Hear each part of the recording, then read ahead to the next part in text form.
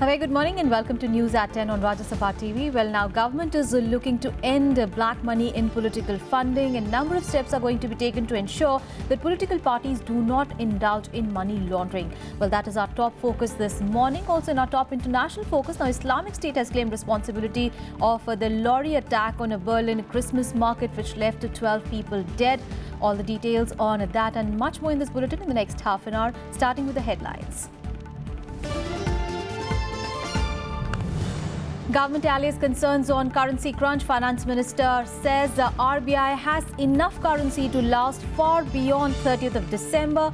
Farmers are given 60 more days to repay crop loans.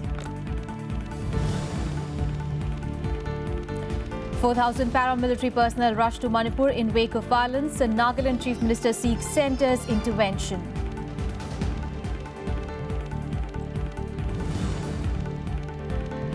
CBSE Board recommends compulsory Class 10 exams from 2017-18 session. Foreign languages to be taught as fourth language as elective subject.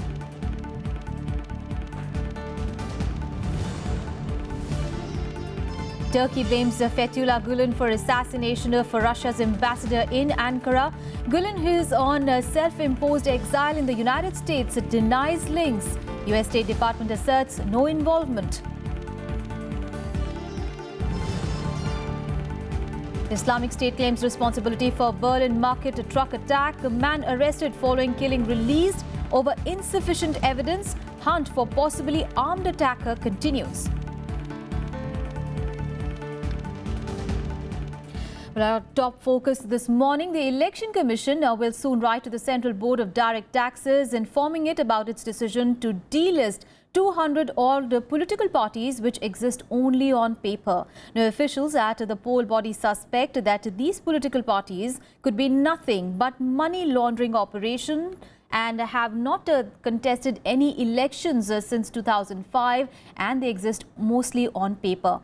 Well, AIR is quoting sources as saying that the poll body hopes that the CBDT will have a close look at the finances of these parties so that a clear message can go out that forming a political party for turning black money into white is no longer a good idea. Well, Election Commission data shows that there are currently 7 national political parties, 58 state parties and a whopping 1,786 registered unrecognized parties.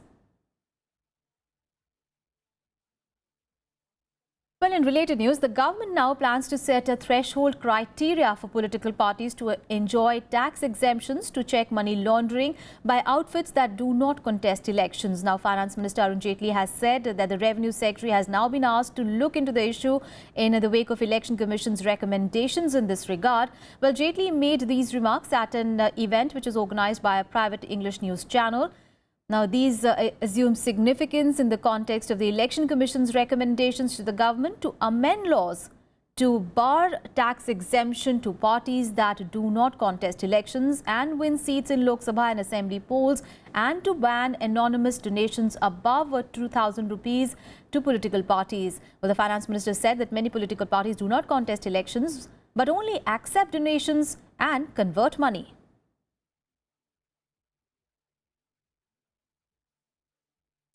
Well, Finance Minister Arun Jaitley has also asserted that the Reserve Bank of India has sufficient stock of cash which would last way beyond the 30th of December. Jaitley also clarified that any amounts of old currency in possession can be deposited in one go.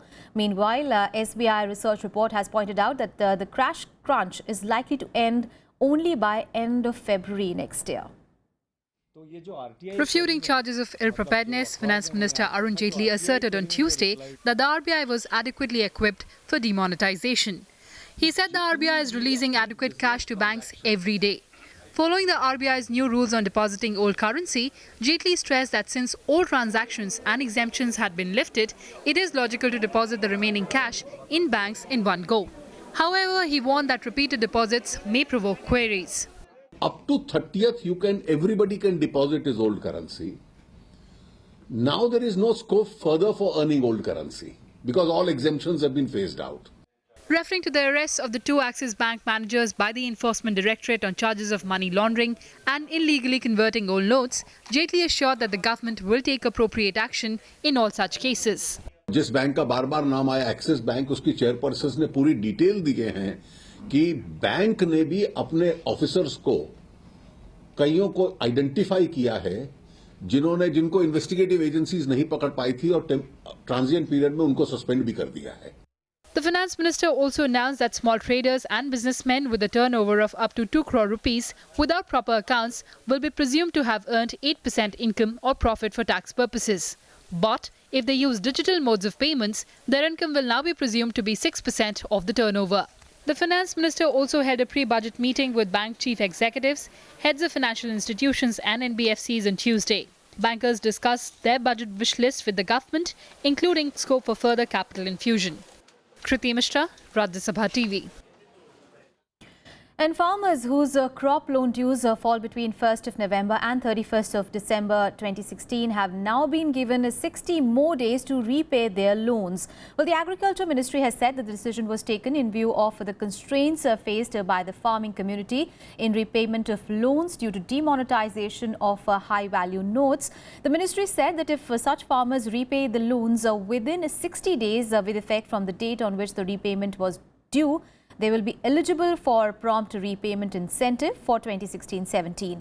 The government, remember, provides crop loans at subverted rates of interest at 7% per annum with a view to provide stimulation to the rural sector and farming community. Well, an added incentive of 3% per annum is provided to the farmers for prompt repayment of loans within due date and up to a maximum period of 1 year. And the finance minister also presented the roadmap for the Indian Railways on Tuesday. Well, Jaitley insisted that instead of populist measures, the railways must focus on improving its performance. Well, the union budget that Jaitley will present this year will also include the railway budget for the first time in Indian history. Finance Minister Arun Jaitley on Tuesday indicated that the government will resist populist measures and focus on improving railway station infrastructure.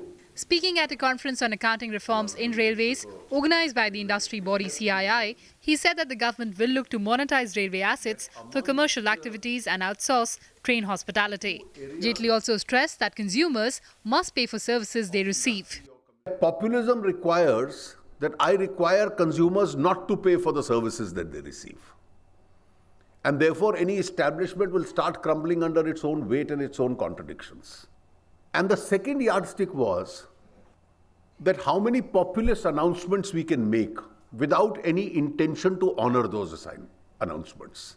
Meanwhile, Railway Minister Suresh Prabhu asserted that accounting reforms coupled with accountability will have a huge impact on productivity of the Indian Railways. That we have not been maintaining accounts to display something what was a desired outcome of that particular expenditure and whether we have been able to reach to that destination or not. At present, the Indian Railways is recovering 57% of the travel cost on passenger tickets, which means if that 100 rupees is spent on a train journey, only 57 rupees is recovered from passengers, while the rest is spent on them as subsidy. Cyrus Mistry, Rajya TV. Well, continuing with our focus on a demonetization issue, and Congress Vice President Rahul Gandhi hit out at Prime Minister Narendra Modi on the centre's repeated changing of rules since demonetization. Well, he alleged that the Prime Minister's words no longer carry any weightage. प्रधानमंत्री के शब्दों में वजन होना चाहिए। प्रधानमंत्री ने कहा था, पूरे देश से वायदा किया कि 30 दिसंबर तक आप अपने पैसे को बैंक में डाल सकते हो। कल सरकार ने एक बार फिर नियम बदला, 125 बार नियम बदले हैं और कल सरकार ने देश को मैसेज दिया कि जो हमारे प्रधानमंत्री कहते हैं वो शब्द खोखले हैं। Well, BJP ally and Andhra Pradesh Chief Minister Chandrababu Naidu has said that the demonetization decision was not as per wish and that a lot of problems still remain without any solution in sight. Now, Chandrababu here heads a 13-member committee appointed by the central government to look into the demonetization issue. Now, he has warned that unless remedial measures are taken, people's woes would continue in the long term. He said that banks were not prepared for a transition to digital economy. Now, Chandrababu had initially been a strong proponent of a ban on high denomination currency notes of 500 and 1,000 rupees. Let's get to some other news. Well, in the wake of violence in Manipur, now the centre has rushed around 4,000 paramilitary personnel to the state. Well, the security personnel are sent to the state on Tuesday following the economic blockade imposed by the Unified Naga Council on 2 national highways since 1st of November. Well, the council has imposed the economic blockade on NH2, which connects Imphal-Dimapur, and NH37, which connects Imphal-Jiribam. Now, both of these national highways serve as lifelines for the landlocked state. Meanwhile, the curfew is still continuing in Imphal West and Imphal East districts. Nagaland Chief Minister T.R. Zeliang has also sought the immediate intervention of both the centre as well as Manipur government in securing the lives and property of Naga people in the Imphal Valley of Manipur.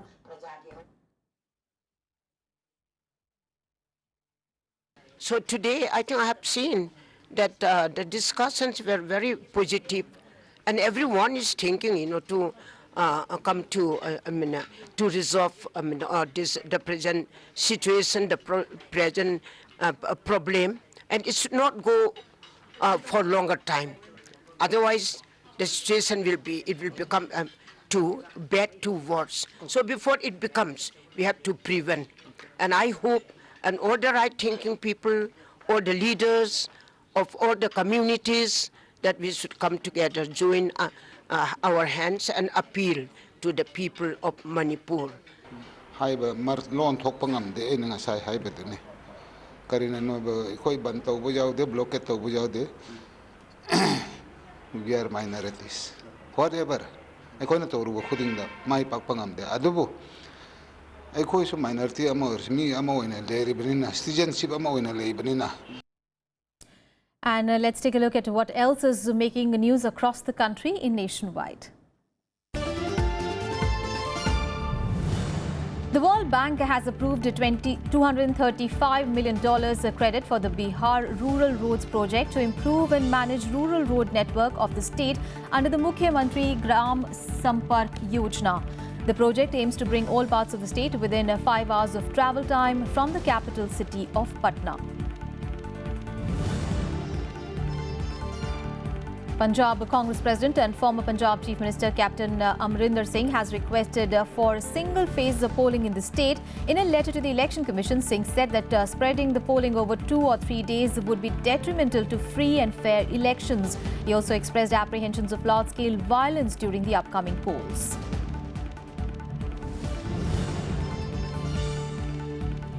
Kerala will introduce the solar-powered boats from next year. Well, the service will start from Kottayam district on 12th of January. The service will be offered as part of the state government's initiative to shift from diesel and petrol to alternate sources of energy to curb growing environmental pollution.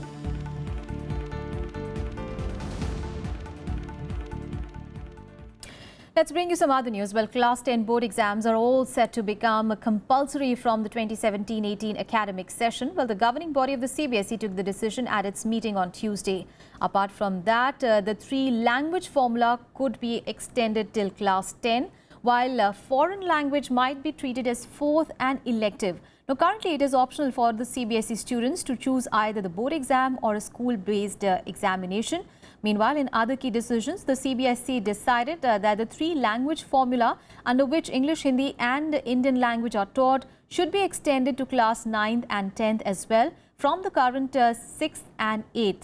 It was also decided that languages listed in Schedule 8 of the Constitution should be taught under the 3-language formula, and purely foreign languages should be taught as a 4th language as an elective subject. Well, the final calls on these decisions will be taken by the government.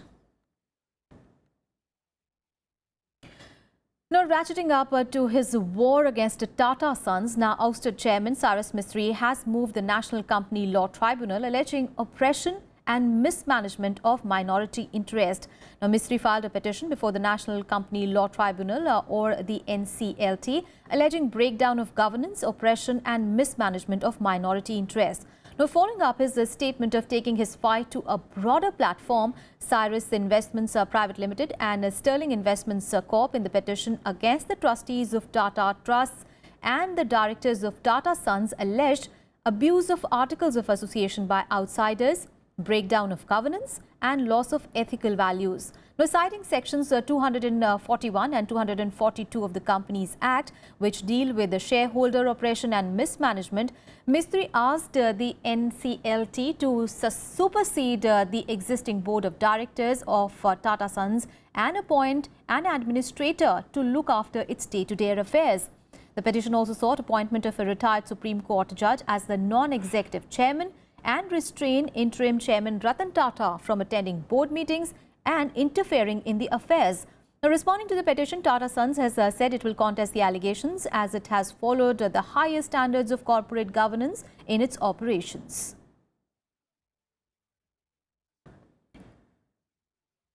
Well, time for a very short break here. We'll be back with international and sports news. Stay tuned.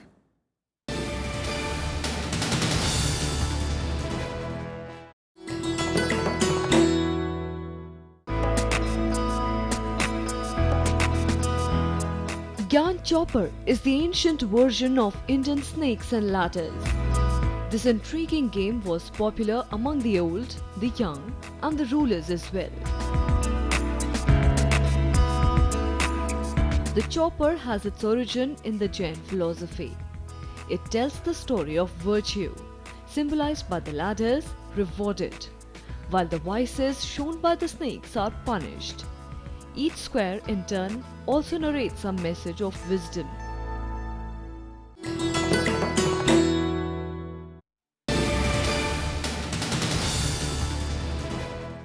Welcome back after the break. If you are planning to go to Hong Kong, remember you have to take a visa now because the visa-free facility for Indians visiting Hong Kong has now been withdrawn.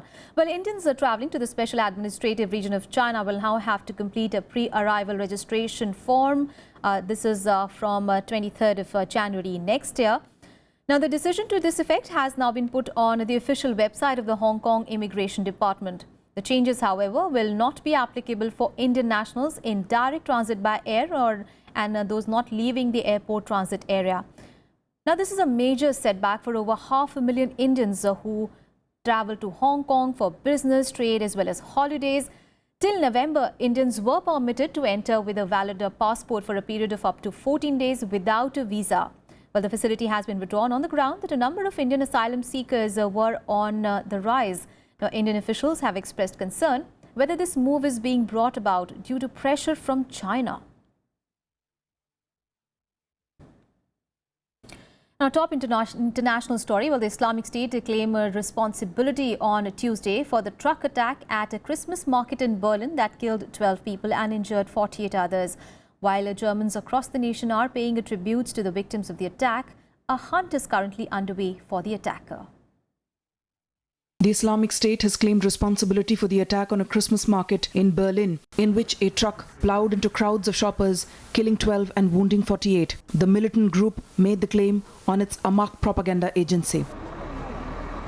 A nationwide search is currently underway for the attacker who acted on the terrorist group's behalf. It is believed that there may be more than one armed suspect at large. The 23-year-old Pakistani asylum seeker, who was earlier arrested on suspicion of driving the truck, was released, citing insufficient evidence.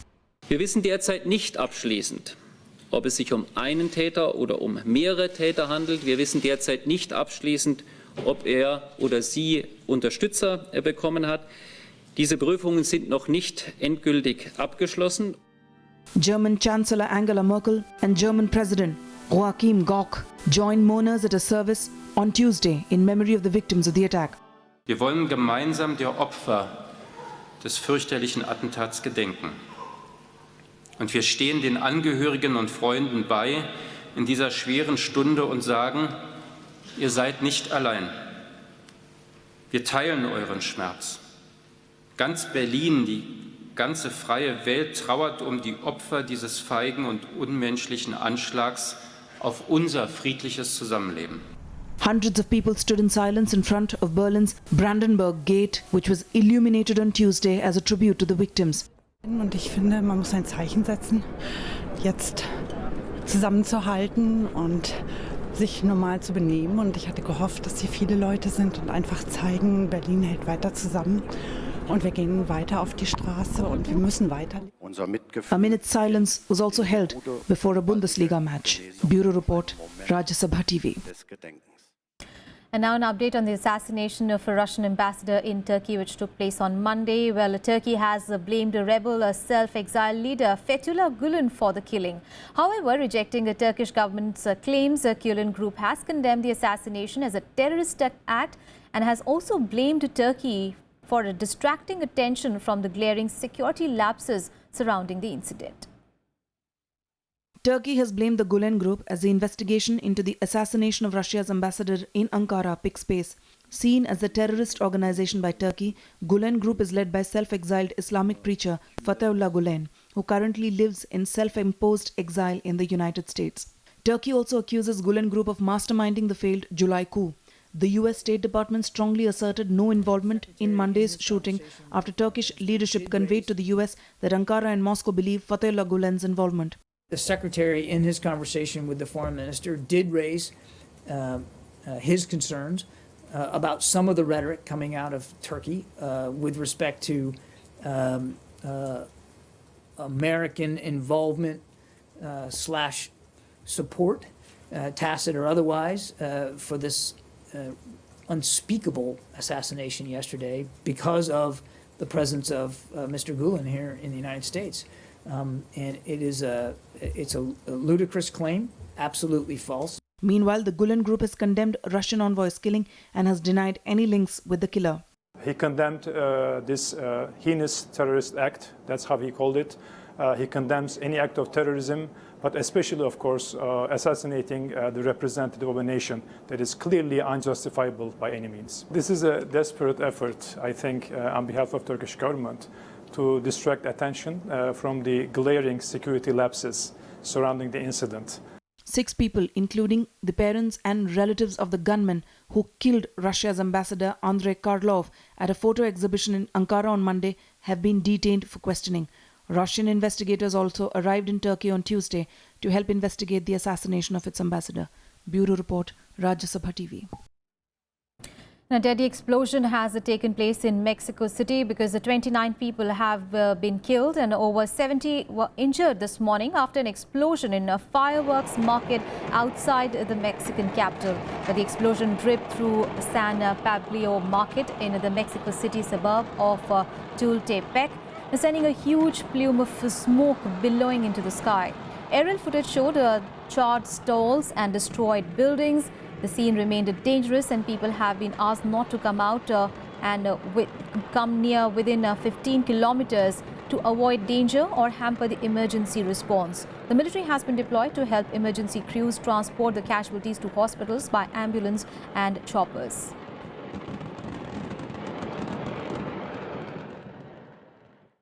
And what else is making news across the world? Let's take a look in World Wrap.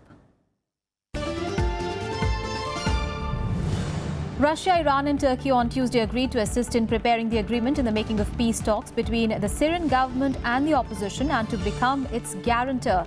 The foreign and defense ministers from the 3 nations have agreed with the importance of widening the ceasefire, of free access for humanitarian aid as well as movement of civilians on Syrian territory. Twin bombings near the headquarters of an Iranian Kurdish opposition party has left 7 people dead. This is a rare attack in Iraq's relatively secure autonomous Kurdish region. The blast hit the town of Kosinyak, killing 5 members of the Kurdistan Democratic Party Iran, a member of the security forces as well as a child. Heavy smog continued to bother Beijing and its neighbouring Hebei province after red pollution alerts were issued last week. 181 flights have been cancelled following the choking smog. Now, China's environmental watchdog issued a 5-day warning across the north and ordered factories to shut, recommended residents to stay indoors and curbed traffic and construction work. On to cricket now. Well, Ravindra Jadeja's 7 wickets on final day of the 5th test scripted a sensational win for India as they defeated England by an innings and 75 runs to finish the test series with a 4-0 victory. Well, a triple centurion Karun Nair was named the man of the match, while Indian captain Virat Kohli was named the man of the series. A brilliant performance by Ravindra Jadeja on the final day of the 5th test against England led India to an innings and 75-run win, also helping them clinch the test series 4-0. India bowled out England for 207 in the second innings after all-rounder Ravindra Jadeja took 7 wickets in the second innings and 10 in the match to make his first 10-wicket haul in a test. The kind of cricket that we play as a side, we're always playing for results, and that's something that the crowds always want to see. It's the kind of cricket that we have provided over the past few months, and that's why we see so many people come in and want to watch this Indian team play, because they understand what they're going to get on the field, and it's not going to be the kind of cricket that's not going to take the game anywhere. It's going to be played with a vision to win. England tried their best as Alistair Cook and Keaton Jennings defied Indian spinners in the first session of the day, but Jadeja came out picking wickets at will. Jennings did score a 50, but that was not enough for England to save the match.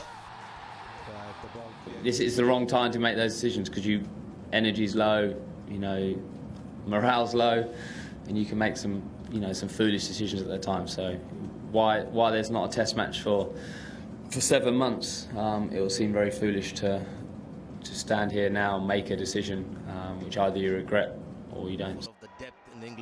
Virat Kohli was adjudged man of the series for his 655 runs in its series, while Karun Nair was chosen the man of the match for his excellent triple done in the match. India have now been unbeaten in 18 tests, and this is a new record for the team. They are 6 wins behind equalling the record held by the West Indies, who went unbeaten for 24 tests. With this win, India have ended the year as the #1 test side. The series win helped India gain 5 points and have moved to 120 points in the last test team rankings update of 2016. 15 points ahead of second-placed Australia. England, which have started the series tied with Australia on 105 points, have slipped from 2nd to 5th position. Bureau Report, Rajya Sabha TV. Some more news from sports in Sports Beat. Amateur International Boxing Association unanimously granted full membership to the recently formed Boxing Federation of India, BFI, at a meeting on its sidelines of its 70th anniversary gala in Switzerland. With this, India return to the international boxing fold is complete. India's international suspension for the past 4 years had resulted in the isolation of the country's boxers, who were deprived of foreign exposure for most part. Two-time Wimbledon champion Petra Kvitova has reportedly suffered injuries after an intruder attacked her with a knife at her home in the Czech Republic on Tuesday. Kvitova's spokesperson described the incident as a burglary and said that Kvitova also suffered an injury to her playing hand and now being treated by doctors. England's Queen Elizabeth II is stepping down as the patron of Wimbledon and will be replaced by Kate Middleton, the Duchess of Cambridge. The 90-year-old Queen has been the patron of Wimbledon since 1952. The Queen will also be stepping down as the patron of over 20 other charities and pass on her role to other members of the royal family.